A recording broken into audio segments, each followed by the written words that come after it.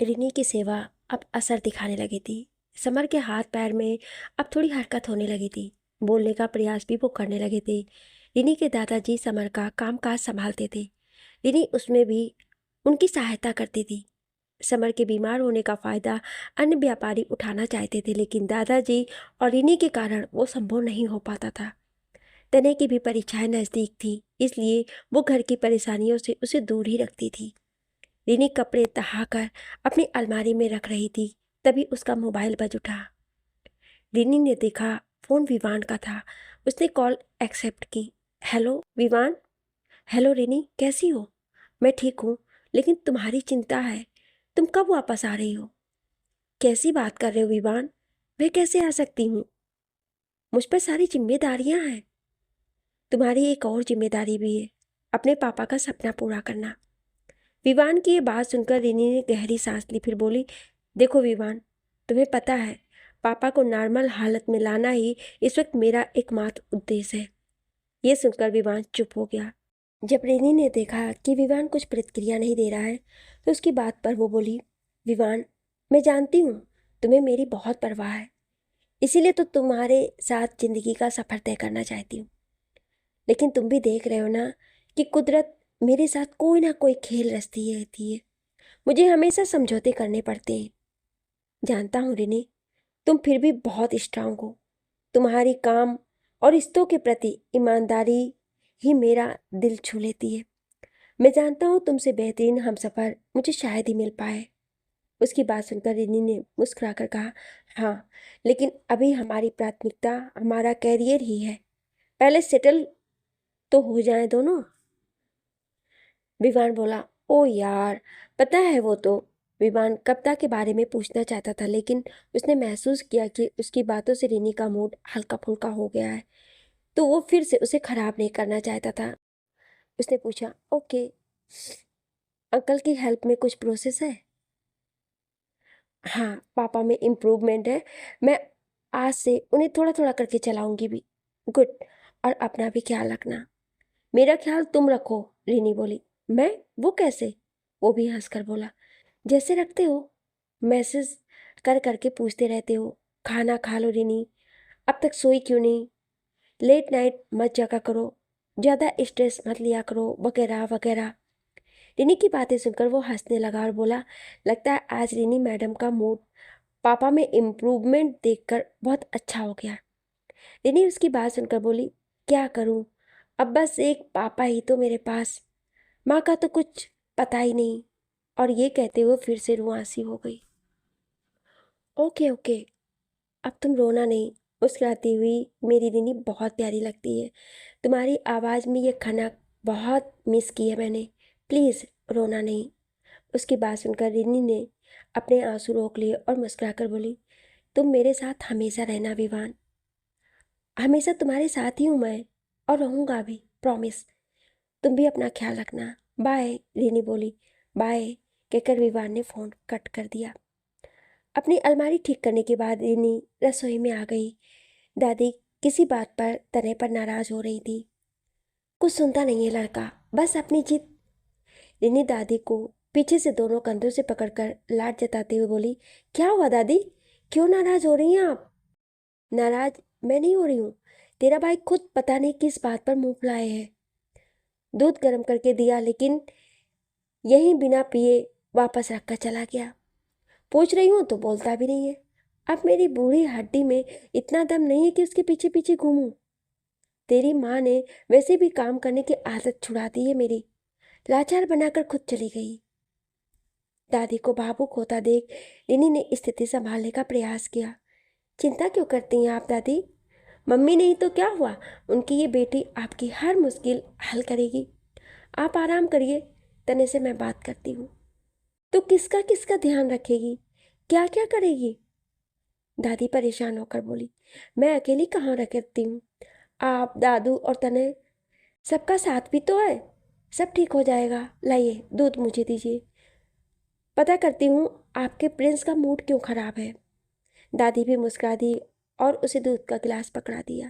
रिनी दूध लेकर के तने के पास पहुंची, जो कि आंगन में बैठा था।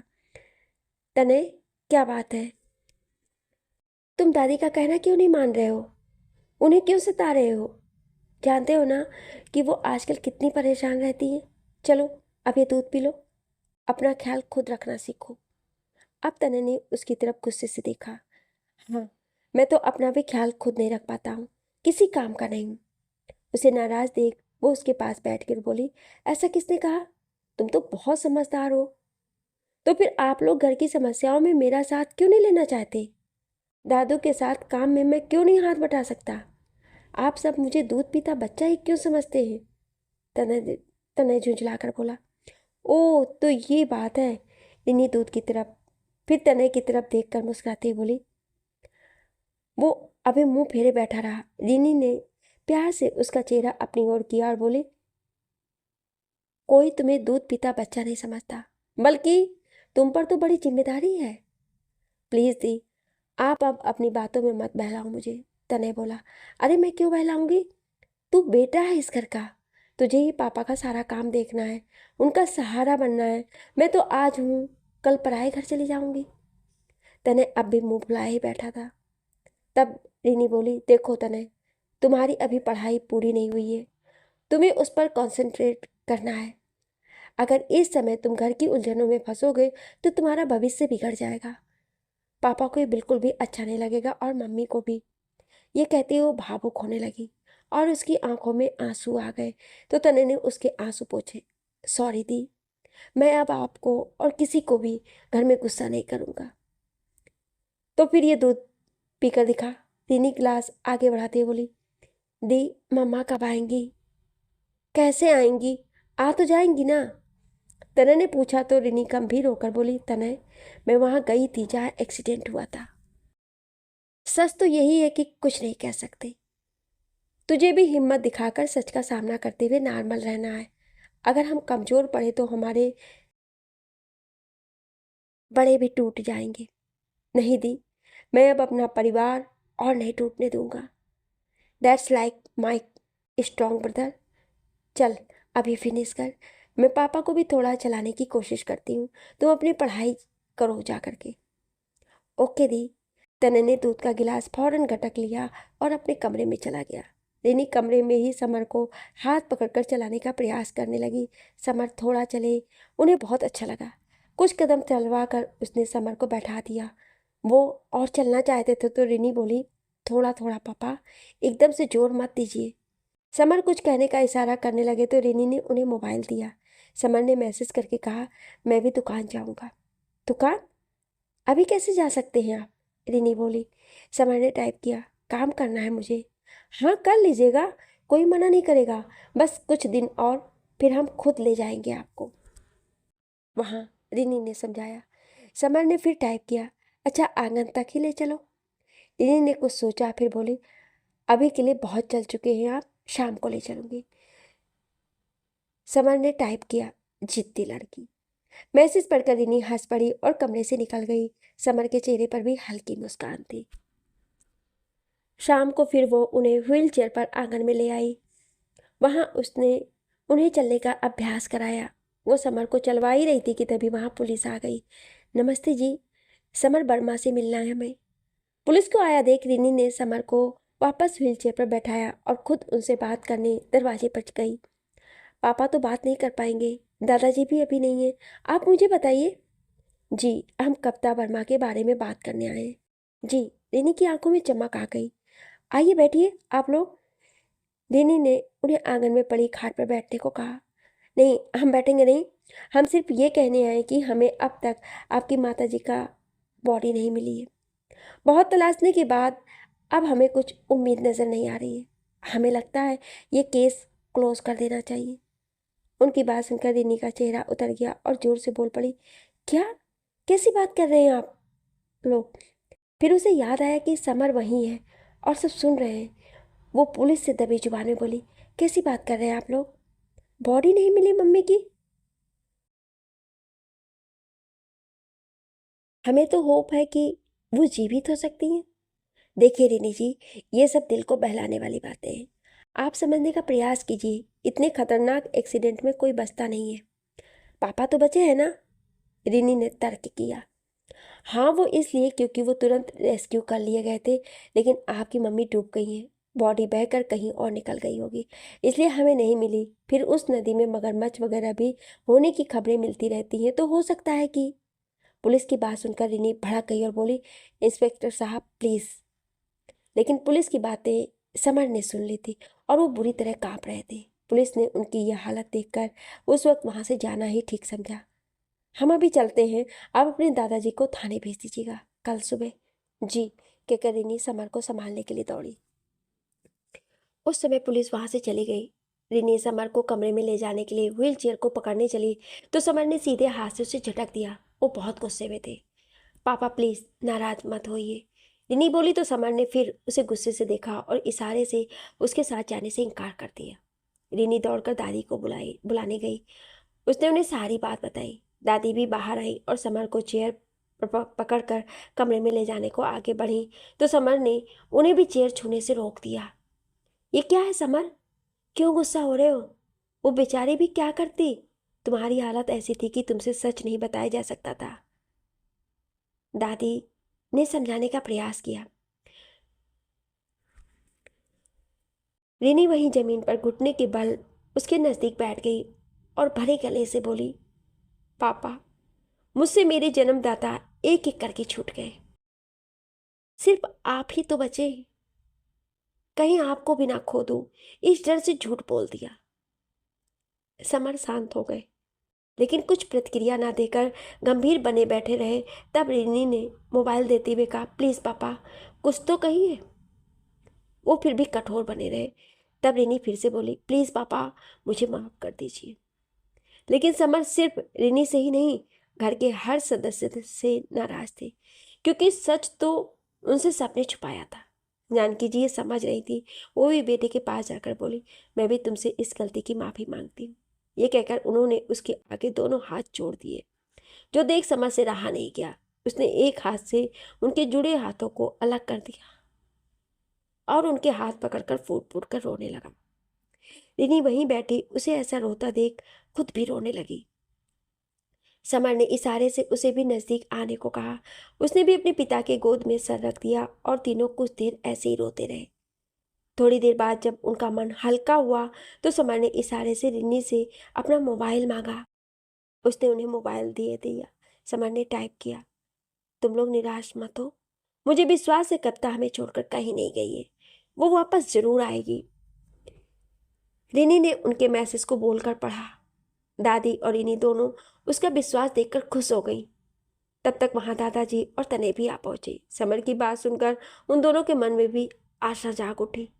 दादाजी बोले, समर ठीक कह रहा है, हमें निराश होकर नहीं बैठना चाहिए।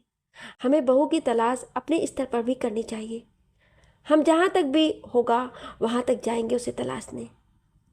तभी तने अचानक चहकर बोला, दीदी एक आइडिया है। कैसा आइडिया? रिनी ने पूछा। अरे ये मुझे पहले क्यों नहीं सूझा? तने बोला। अब बता भी ना कि खुद से ही बातें करता रहेगा। रिनी उतावली होकर बोली, सोशल मीडिया। हमने इसका सहारा क्यों नहीं लिया? तने बोला। हाँ, मम्मी की फोटो हर जगह अपलोड कर देते हैं, शायद कोई सहायता करे। रिनी सोचते हुए बोली। समर, दादा दादी सबको तने की सलाह जच गई। रिनी कविता की गुमशुदगी पोस्ट करने लगी, लेकिन तभी उसे पुलिस की कही बात याद आई जो उसने दादाजी को बताई थी। दादू, लेकिन पुलिस तो कह रही थी कि इतने भयानक एक्सीडेंट से कोई बच नहीं सकता। पुलिस को कहने दो, अगर ऐसा भी है तब भी बॉडी लाकर तो दिखाते। उनके लिए ये बस एक केस है, लेकिन हमारे लिए तो ऐसा नहीं है ना, दादाजी ने कहा। हाँ सही कह रहे हैं आप, रिनी बोली। तभी दादी बोली, लेकिन कहीं वो केस बंद ना कर दें। उसकी चिंता तुम मत करो, मैं कल थाने जाकर बात करके आऊँगा। दादाजी की बात सुनकर सबके चेहरे पर राहत भरी मुस्कान आई। रिनी ने इसके बाद सोशल मीडिया पर गुमशुदगी की पोस्ट डाली। दादाजी ने अपने भाई के लड़कों के साथ उस नदी के आसपास जाना शुरू किया। सभी जोर जोर से कविता की तलाश में लग गए, अपने अपने तरीके से। नदी के किनारे एक कम बसा हुआ सा इलाका था। कुछ 8-10 झोपड़ियों के सिवाय कुछ नहीं था। प्रकृति की पूरी कृपा थी, जैसे उस स्थान पर, या सच कहें तो जंगल का ही इलाका था वो। वहाँ के लोग बाहरी लोगों से लगभग कटे हुए से थे। वहीं एक आदमी नदी के किनारे अपनी नाव को ठोक पीट कर ठीक कर रहा था। तभी उसकी पत्नी संतोषी वहां आई। ए जी सुनो, वो मेहरिया का घाव फिर से रिस रहा है। जरा होश में आई, फिर से बेहोश हो गई वो आदमी जिसका नाम मनोहर था, उसने उसकी बात सुनते ही काम रोक दिया। क्या कह रही हो? हम तो अच्छे से मरहम पट्टी करके आए थे, तुम्हें ठीक से ध्यान ना रखे हो का? वो तो कब से बेहोश से पड़े हैं, हम तो बीच बीच में दवाई लगा देते हैं। आ छोड़ो ये सब, चलो हमारे साथ, संतोषी ने मनोहर को कहा। अच्छा अच्छा चलो, कहते हुए मनोहर अपना सामान वहीं रखकर संतोषी के साथ चल पड़ा। छोटी सी झोपड़ी थी, लेकिन संतो ने पूरी स्वच्छता रखी हुई थी। अंदर एक खाट पड़ी थी जिस पर वो महिला अचेत पड़ी थी। उसके शरीर में कई जगह चोट के निशान पड़े हुए थे। पानी में बेचारी की खाल भी नरम पड़ गई थी। जरा समय लगी, पर कौनो बात नहीं, ठीक हो जाएगा घाव सब, मनोहर घाव पर लेप लगाते हुए बोला। लेकिन ये कितने दिन से पड़ी है ऐसे, होश में आते ही फिर थोड़ी देर में बेहोश हो जाता है। कौनो शहरी डॉक्टर को बुला लो, संतोषी बोली। अरे संतो, तू चिंता मत कर, कमजोरी के कारण बेहोशी आ रही होगी। हम वैद्य जिससे जड़ी बूटी पूछ कर सब अच्छे से अच्छी दवा दी है, तुम उसको खाना पीना उसके होश में आते ही देती रहो बस, मनोहर उसे समझाते बोला। संतोषी उसकी बात से आश्वस्त हो गई। फिर कुछ सोचते बोली, बेचारी को उसके घर वाले भी तो ढूंढते होंगे, अच्छे घर की लगती है। हाँ वो तो है, पर क्या कर सकते हैं, होश में तो आए तब तो कुछ पता करे। होश में आवत भी है तो कमजोरी और दर्द के कारण बोल नहीं पावत है, फिर भी होश हो जाते है। समर के लिए डॉक्टर से रिनी सलाह लेती रहती थी। डॉक्टर बीच बीच में खुद भी चेकअप के लिए आते थे। रिनी की देखभाल और सेवा से अब समर में काफ़ी सुधार आ गया था। वो स्टिक की मदद से चलने फिरने लगे थे। घर वालों ने भी कभी उन्हें मरीज की तरह एक तरफ पड़े नहीं रहने दिया था। वो हमेशा सबके बीच में ही बैठते। माँ, रिनी और बाकी सभी लोग भी उनसे बातें करते रहते थे, इसलिए धीरे धीरे वो भी बोलने भी लगे थे। आज सुबह ही उन्होंने रिनी और तने को आवाज़ लगाई। घर में सब इसी बात से उत्साह में थे, क्योंकि वो करीब महीने भर से भी ज़्यादा होने के बाद आज बोले थे। माँ ने खुश होकर खीर बनाई थी जो समर को बहुत पसंद थी। सब अधिकतर आंगन में बैठते थे, उस समय भी बैठे थे। रिनी के मोबाइल पर विवान का फ़ोन आया था। सब रिनी की ओर ही देखने लगे। रिनी थोड़ा सकुचा गई तो समर ने उसे इशारे से कहा, अलग जाकर बात कर लो। उनकी स्वीकृति मिलते ही रिनी ने अंदर जाकर उसकी कॉल रिसीव की। हाय विवान, बोलो। हाय रिनी, क्या हो रहा है? पहले से सब बेहतर है, पापा चलने और बोलने लगे हैं। गुड, तो फिर क्या सोचा है? अभी पूरी तरह सेल्फ डिपेंड तो नहीं है ना? ओके, देख लो, जैसा हो बताना फिर। हाँ, वहाँ आने में थोड़ा समय और लग सकता है। एक बार आकर फॉर्मेलिटीज़ तो पूरी कर जाओ। एक दो दिन के लिए तो अब निकाल ही सकती हो, ये भी ज़रूरी ही है। रिनी ने कुछ जवाब नहीं दिया, क्योंकि वो खुद सोच विचार में पड़ गई थी। उसकी बात सुनकर तब विवान आगे बोला, अच्छा सुनो, मैंने तुम्हें ये बताने के लिए फ़ोन किया था कि मैं कुछ दिनों के लिए हेल्थ कैंप के लिए कानपुर के पास गांव में जा रहा हूँ, तो यहाँ भी आओगे? हाँ देखो, मेरे साथ टीम है पूरी, कह नहीं सकता, कोशिश करूँगा। वैसे मुख्यतः मेरा काम उन गाँव में जाने का है जहाँ स्वास्थ्य सुविधाएं बिल्कुल नहीं हैं, तो उन क्षेत्रों को पहले कवर करना होगा। क्या काम है? ग्रामीण क्षेत्रों में जाकर स्वास्थ्य के प्रति जागरूक करना, उनको हाइजीन के बारे में जागरूक करना, ये सभी काम है। हेल्थ कैंप लगेगा वहाँ। ओह अच्छा, काश इन सब में मैं भी जुड़ पाती। कितना इंटरेस्टिंग साउंड कर रही है तुम्हारी बातें। हा हा हा, तुम पहले ड्यूटी तो ज्वाइन करो। विवान की बात सुनकर रिनी का उत्साह ठंडा हो गया। ओके, अभी फ़ोन रखती हूँ, फिर बात करूँगी तुमसे, टेक केयर, यू टू, कहकर विवान ने फ़ोन कट कर दिया। रिनी फ़ोन कट होने के बाद भी वहीं कमरे में खड़ी उधेड़ बुन में पड़ गई। तभी समर ने उसके कंधे पर पीछे से हाथ रखा। हाँ, वो हड़बड़ाकर पलटी। पापा, आप खुद क्यों आए? मुझे बुला लिया होता। समर अटकते हुए बोला, ठीक हूँ मैं, तुम लखनऊ जाओ, मेरी चिंता मत करो। लेकिन पापा, रिनी कुछ बोलती इससे पहले समर ने उसे चुप करने का इशारा किया। ठीक है पापा, मैं एक दो दिन में लौट आऊँगी, रिनी ने कहा। गुड, समर ने उसके सर पर हाथ रखकर कहा। तभी जानकी जी कमरे में खीर ले आई। ले समर, खा ले। खीर देखकर समर ने लेने से इनकार कर दिया। खा लो, मैंने खास तुम्हारे लिए बनाई है बेटा, जानकी जी ने कहा। मन नहीं है, कप्ता आएगी तब बनाना, समर ने कोशिश करके पूरी बात कही। समर, मुझे भी कप्ता की कमी खलती है, लेकिन तुझे भी पहले जैसा स्वस्थ होते देखना कम खुशी नहीं है मेरे लिए। तेरे बहाने घर में भी सब सामान्य हो जाएंगे, जानकी जी बोली। तब रिनी ने भी समझाया, हाँ पापा, आप खाएंगे तो सब खुश होकर खा लेंगे, ऐसे तनाव में कब तक जिएंगे। दोनों की बात सुनकर समर ने खीर का प्याला ले लिया। सबने मिलकर खीर खाई। विवान अपनी टीम के साथ टूर पर निकल गया था। वो गांव-गांव जाकर हेल्थ कैंप लगाने लगा। रिनी ने विवान को फ़ोन किया। हेलो विवान, मैं लखनऊ आ चुकी हूँ। ओह ग्रेट, अचानक कैसे प्लान किया? पापा आप काफ़ी बेहतर थे, इसलिए उन्होंने ही कहा मुझे जाने के लिए। तो तुम्हारा लखनऊ का काम हो गया? हाँ अभी कर रही हूँ, 1-2 दिन बाद लौट जाऊँगी। गुड, तुम कहाँ हो? मैं तो अभी ट्रैवल कर रहा हूँ। ओके, फिर बाद में बात करती हूँ। समर अपने काम पर भी जाने लगे। कप्ता को ढूंढने के सब प्रयास असफल थे। उधर विवान की टीम ने एक गांव में हेल्थ कैंप लगाया। गांव वालों को सेहत के प्रति जागरूक किया जाने लगा। घर घर भी वे लोग जाते और कैंप में आने के लिए प्रेरित करते। एक दिन विवान कैंप में बैठा था, सभी लोगों को चेकअप कर रहा था। तभी एक आदमी परेशान सा वहां आया। वो विवान की टीम के एक डॉक्टर से कुछ अनुनय विनय कर रहा था। विवान उसके पास गया और बोला, क्या बात है भाई, मुझे बताओ। साहब, पास में हमारा छोटा सा गांव है। हमारे भाई के घर में एक जन की तबीयत बहुत खराब है। क्या हुआ है उसे? विवान ने पूछा। साहब, उसके साथ दुर्घटना हो गई रही। घाव भरने के लिए देसी इलाज किया। घाव तो थोड़े भरे हैं, लेकिन होश नहीं आ रहा है। बस जिंदा है वो, समझो। ओह, तुम लोग ऐसे मामले में भी देसी इलाज कर रहे हो? पहले ही डॉक्टर के पास ले जाना चाहिए था। साहिब, यहाँ तो दूर दूर तक कौनो अस्पताल नहीं है, ऐसे ही सबका इलाज किया जाता है।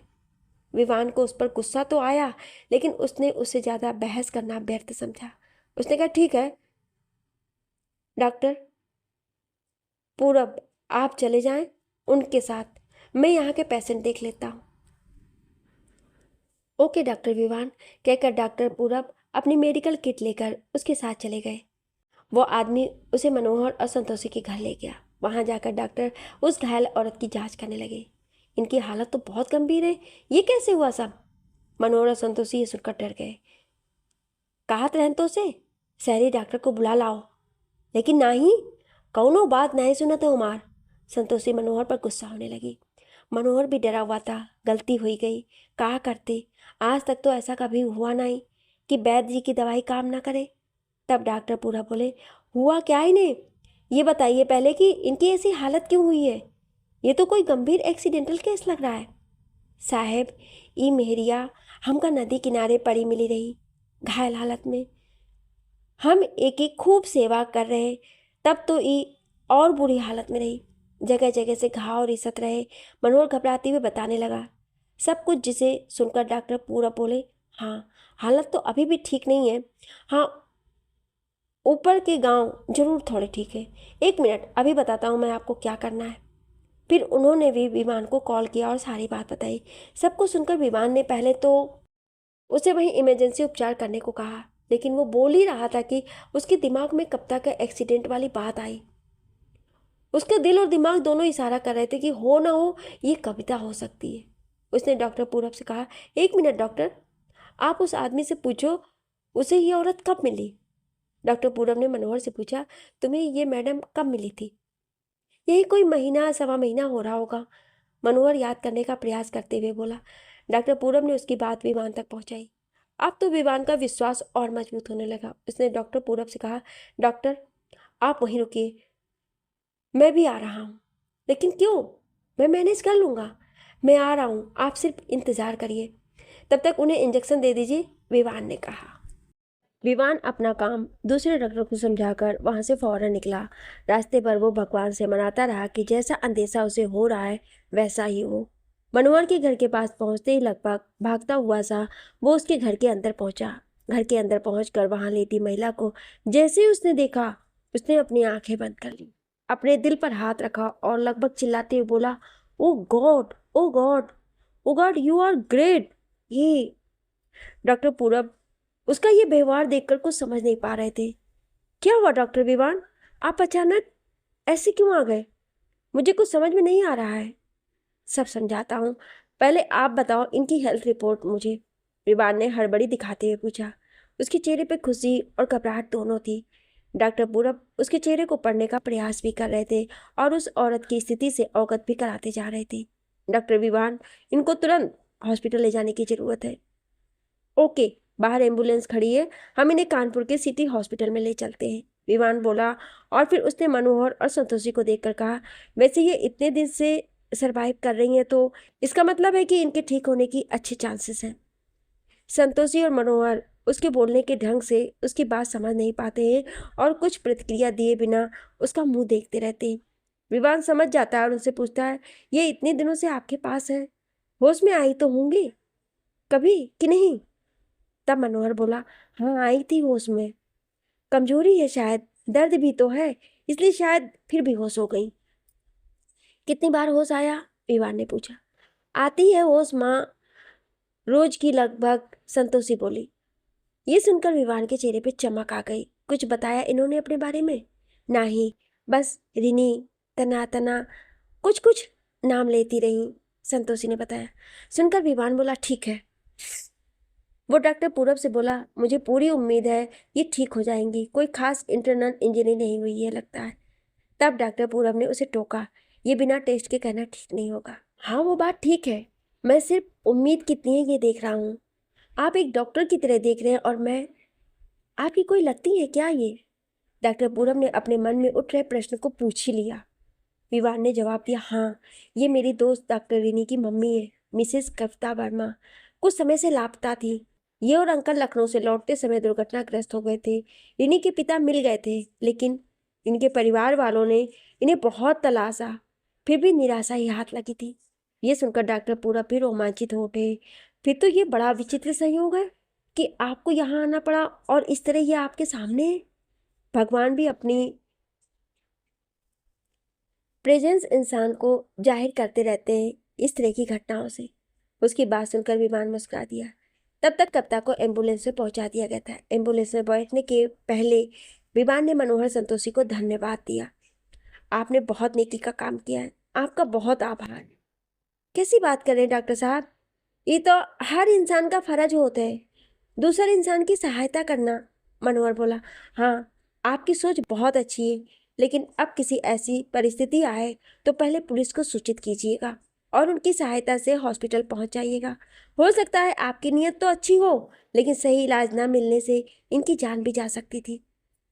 हाय दैया, अभी ऐसी गलती ना ही करिए, माफ कर दो डॉक्टर साहब, कहकर संतोषी रोने गिड़गिड़ाने लगी।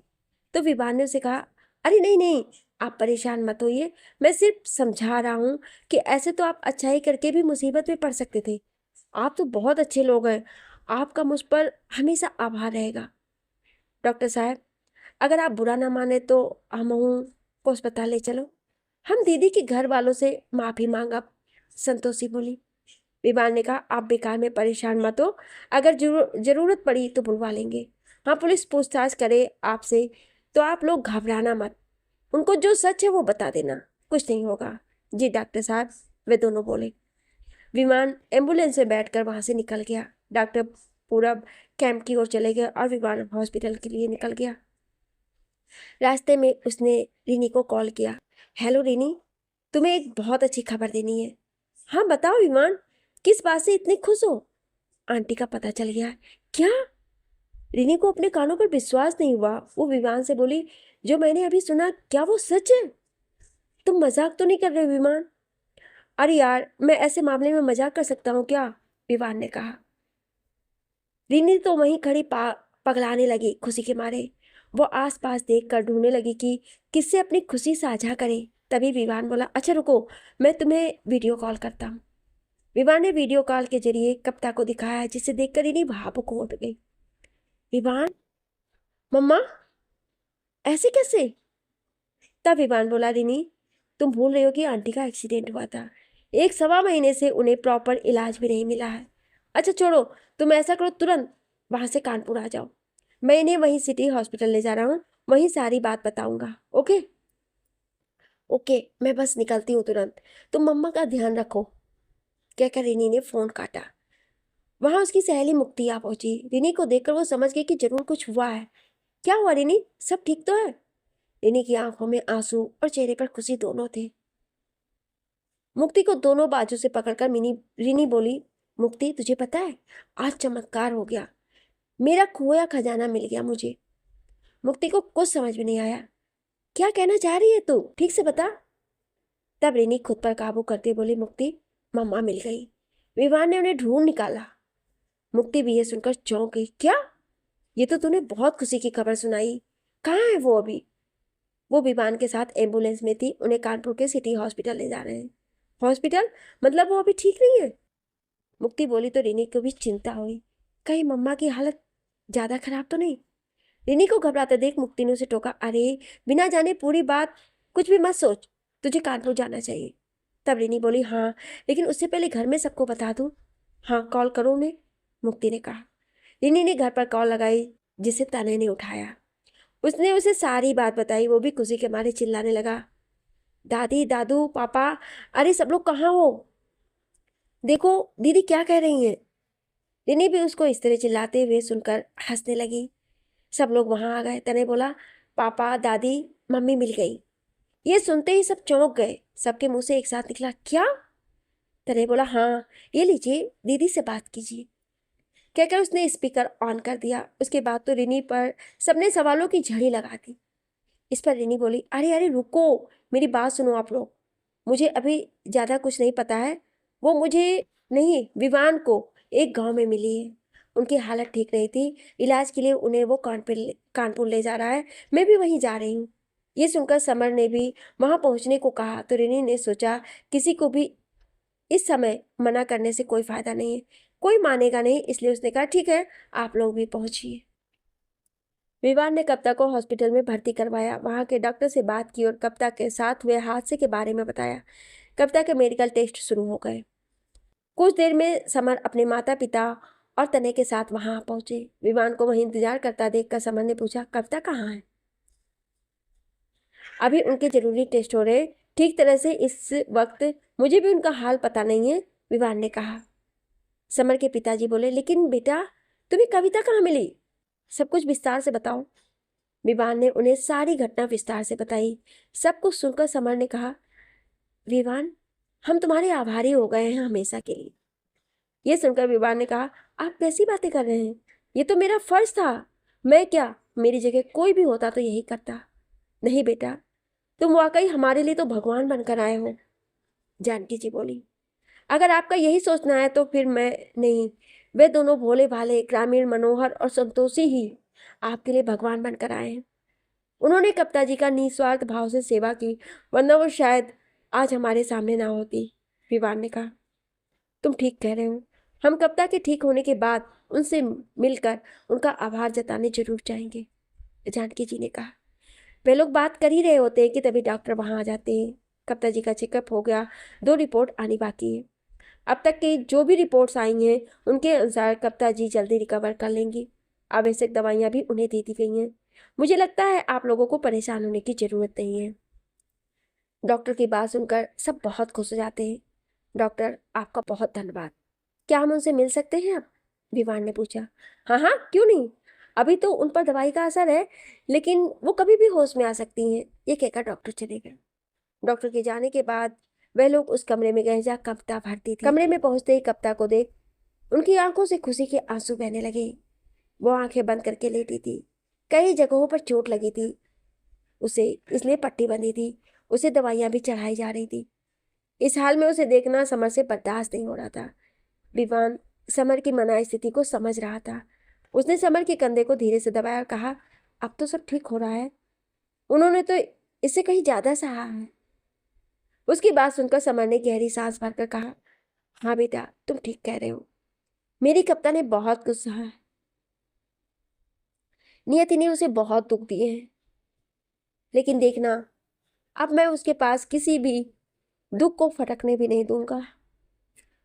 ये कहते हुए स्टिक के सहारे कप्ता के सिरहाने जा पहुंचा और उसके सिर पर हाथ फेरने लगा। बाकी लोग भी बेड के पास खड़े हो गए। समर के स्पर्श से कप्ता के हाथों में हरकत हुई। मम्मा को होश आ रहा है, तने चहकते हुए बोला। हाँ, कभी कभी, समर ने उसे पुकारा और कप्ता धीरे धीरे होश में आने लगी।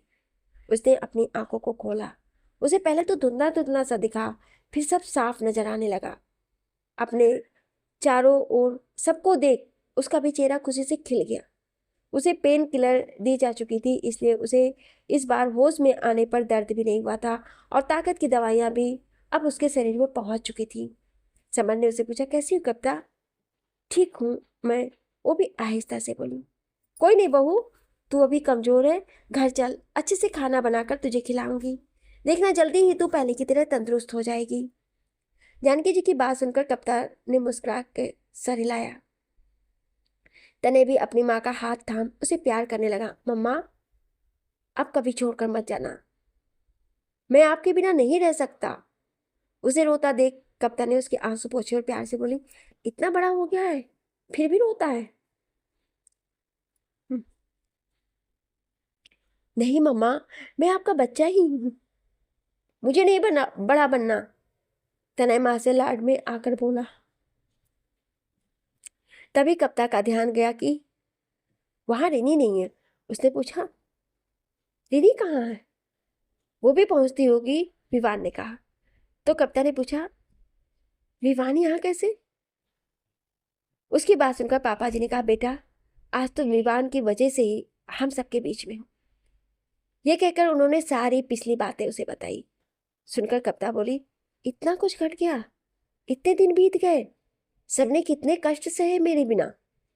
लेकिन आप इन बातों का ध्यान मत दीजिए, अब सब ठीक है, आप अब जल्दी से अच्छी हो जाइए बस, विवान ने कहा।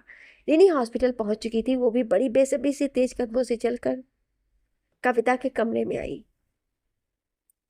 अंदर आकर माँ को देख कुछ देर तो भरी आंखों से सिर्फ उसे देखती रही। कविता ने उसे पुकारा, रिनी मेरी बच्ची। वो दौड़कर माँ के नजदीक जा पहुंची। मम्मा, ओ मेरी प्यारी मम्मा, मुझे तो यकीन ही नहीं हो रहा है कि ये सच है, दिल डर रहा है कहीं ये सपना ना हो।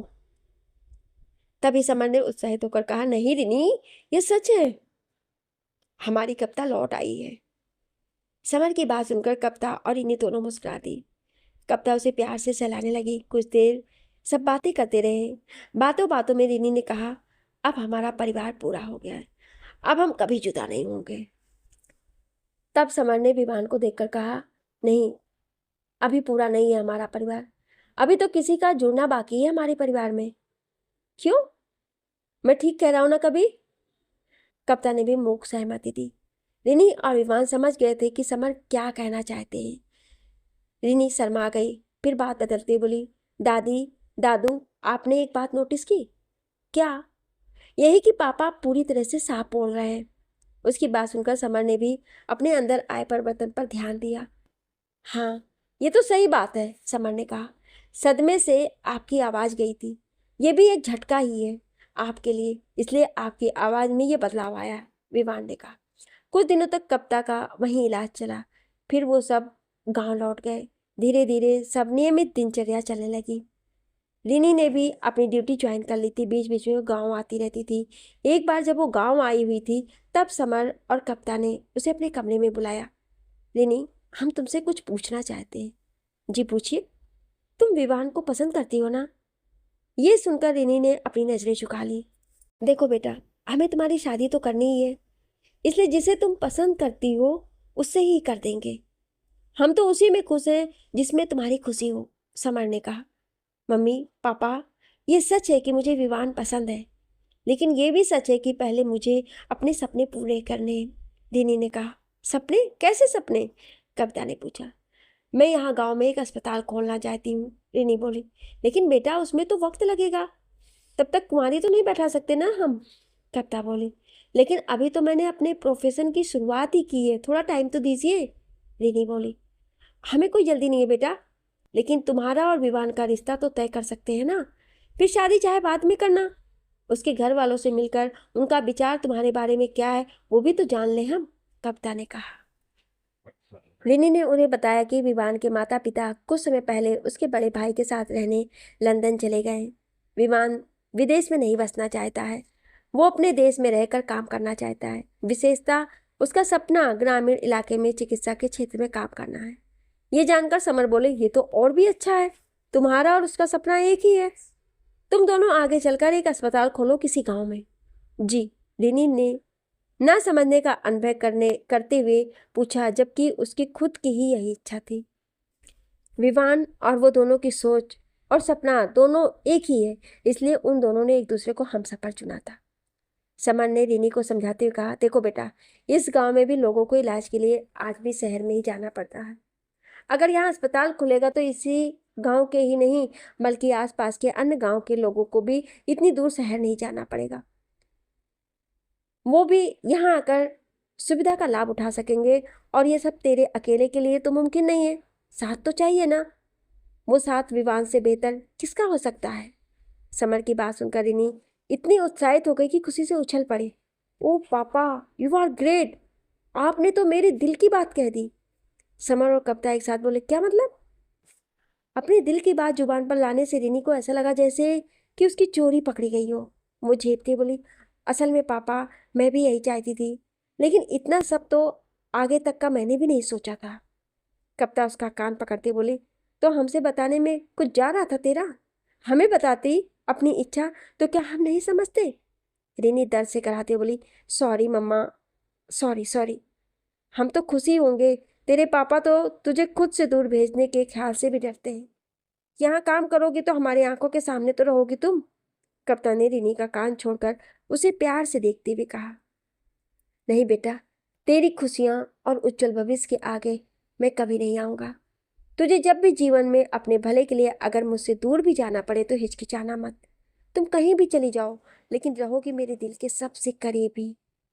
समर रिनी से बोले तो रिनी भी भावुक होकर उसके सीने से लगकर बोली, पापा, मुझे पता है, हमारा तो दिल का रिश्ता है ना। ये सुनकर समर खुश हो गए और आशीर्वाद देकर बोले, हमेशा खुश रहना। फिर कुछ सोचकर बोले, हाँ बेटा, लेकिन विवान की भी इच्छा जान लेना। वो जो कहे और जो उसके माता पिता कहें, हमें उनके भी पक्ष जान लेना चाहिए और उसे मानना चाहिए। डोंट वरी पापा, मैं उसे आपसे मिलाने लाऊंगी, तब आप तसल्ली से बात कीजिएगा, रिनी ने कहा। उसके बाद कुछ समय तक रिनी ने सरकारी अस्पताल में जॉब की। इसी बीच विवान के माता पिता जब भारत आए तब समर ने स्वयं जाकर उनसे बात की। दोनों पक्षों की रजामंदी से रिनी और विवान की सगाई कर दी गई। रिनी ने आगे चलकर विवान के साथ मिलकर गांव में एक अस्पताल खोला, जिसमें समर ने भी उसकी आर्थिक मदद की। आज रिनी और विवान की शादी का दिन भी आ गया। रिनी सज धज कर दुल्हन बनकर तैयार थी। दादाजी, समर और तनय उससे मिलने उसके कमरे में आए, जहाँ कविता और दादी पहले से मौजूद थे। दादू, पापा, तनय, आप लोग? हाँ, हम तुम्हें कुछ देने के लिए आए हैं, कहते हुए कुछ कागज दादाजी ने उसके आगे बढ़ा दिए। रिनी ने कागज खोलकर देखा। ये क्या है दादू? मुझे कुछ समझ में नहीं आ रहा है। बेटा, ये तुम्हारे दादू की वसीयत है। उन्होंने इसमें लिखा है कि उनके इस घर में तुम्हारा भी तनय के बराबर का हिस्सा है, समर ने बताया। रिनी ये सुनकर बोली, लेकिन दादू, ये क्यों किया आपने? इसकी क्या जरूरत है? ये इसलिए ताकि तेरा इस घर से रिश्ता कभी ना टूटे, दादाजी बोले। दादू, जो रिश्ते जमीन जायदाद की बदौलत टिके हों, वो फिर रिश्ते कहाँ हैं? ये गिफ्ट आपका मेरे और तनय के रिश्ते में दरार ला सकता है, रिनी बोली। नहीं दीदी, इसमें मेरी भी मर्जी शामिल है, तनय बोला तो रिनी ने उसे डांट दिया। तू चुप कर, अभी इतना बड़ा भी नहीं हुआ है कि इन सब बातों में पड़े। रिनी को नाराज होता देख समर ने उससे कहा, बेटा, ये कागज देने का मतलब जायदाद का बंटवारा नहीं है। इसके जरिए तो हम सिर्फ तुम्हें ये कहना चाहते हैं कि तुम सिर्फ इस घर से जा रही हो, इससे तुम्हारा नाता नहीं टूटा है। तुम्हें आगे चलकर दादाजी की इस संपत्ति की देखभाल करनी है, जैसे कि तनय को करनी होगी। ये उपहार नहीं है, जिम्मेदारी है। पापा, आपसे तो कोई नहीं जीत सकता। मेरी असली जायदाद तो आप लोग हैं। बस मेरी याद इस घर में बसाए रखना। ये भावुक क्षण देख कविता और दादी भी खुशी के आंसू बहा रही थी। थोड़ी देर में विमान बारात लेकर आया। रिनी और विमान की शादी धूमधाम से हुई। रिनी को विदा करते समय समर ने विमान से कहा, अपने दिल का टुकड़ा तुम्हें दे रहा हूं, इसे हमेशा अपने दिल में जगह देना। विमान ने मुस्कुराकर हाँ में जवाब दिया और दोनों ने झुककर समर के पैर छुए। अगर आपको रिनी की ये भावुक और खूबसूरत कहानी पसंद आई हो तो कमेंट करके जरूर बताइए कि आपको कहानी का कौन सा हिस्सा सबसे ज़्यादा पसंद आया। ऐसे ही दिल को छू लेने वाली और रिश्तों से जुड़ी कहानियाँ सुनने के लिए हमारे चैनल को सब्सक्राइब जरूर करें और अपना प्यार बनाए रखें। और अगर आपको ये कहानी अच्छी लगी हो तो इसे अपने दोस्तों और अपनों के साथ भी जरूर शेयर करें ताकि वे भी इस खूबसूरत कहानी का आनंद ले सके। आपका एक लाइक, कमेंट, शेयर और सब्सक्राइब हमें ऐसी ही कहानियाँ लाने के लिए प्रेरित करता है। दिल से धन्यवाद। Thank you.